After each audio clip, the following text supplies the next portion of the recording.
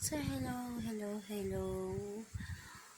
guys, and this is Chern 1420. So, sa mga wala pa po nakasubscribe sa channel ko, please click the button and don't forget sa aking latest update para sa ating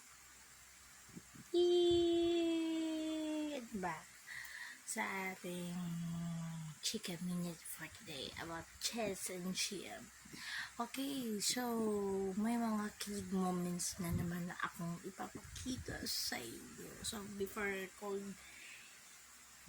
ipapakita yan, don't forget po sa pag-apply po nitong aking moisture repair UV sunscreen. Ayan, pang umaga lang po siyang gamitin. So, ito po yung effect niya. So, kaya sa mga wala pa po nakagamit nito, kung super duper init po talaga dyan, lalo na dito sa Mindanao, pag-apply na mo aning UV moisture per UV sunscreen SPF 50. Ayan. Ito po yung sampang. So, okay, balik tayo kay Chess and GM.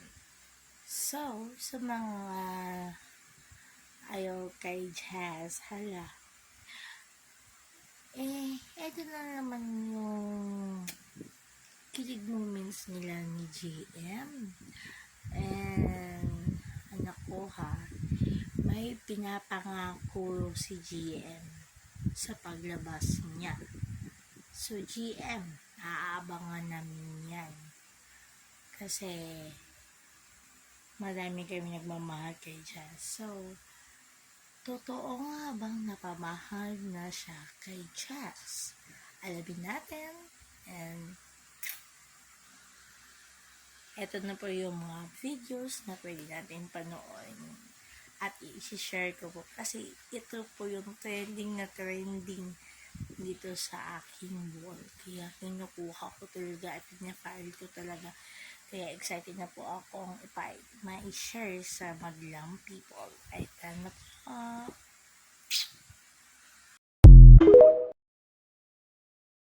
Di ho kami nag-uusap. Ninanakawan ko lang ho ng tingin. Humahanga na ho ako sa taong yun. Yung mga linggo na ako po yung task leader, yung sa balsa po. Kasi doon ko po una po ako nakaramdam ng magseselos nga kuya. Na di ko ho maintindihan ba't yun yung nararamdaman ko, ba't magseselos ako kuya. Pinupunto ho sa akin ni Jazz kung bakit hindi ko ho siya pinapansin nung linggong yun. Daminin ko sa inyo, sinadya ko talaga yun. Na hindi ho siya pansinin ng time na yun kasi gusto kong iwasan kuya, gusto kong pigilan kung ano po yung napipil ko na po yung about sa kanya. Marami hong pagkakataon na nagkakaroon po rin po kami talagang interaction kasi dito lang naman po kami sa loob ng bahay kuya. Nag-give up na ako. Hindi ka na ako pinipigilan kung ano nararamdaman ko Sa ngayon kuya, masasabi ko sa inyo na mahalagang tao sa akin si Jazz dito sa loob ng bahay niyo kuya. And kung magkaroon man ng pagkakataon sa labas na magpatuloy yung ganitong klase na interaction namin ni Jazz,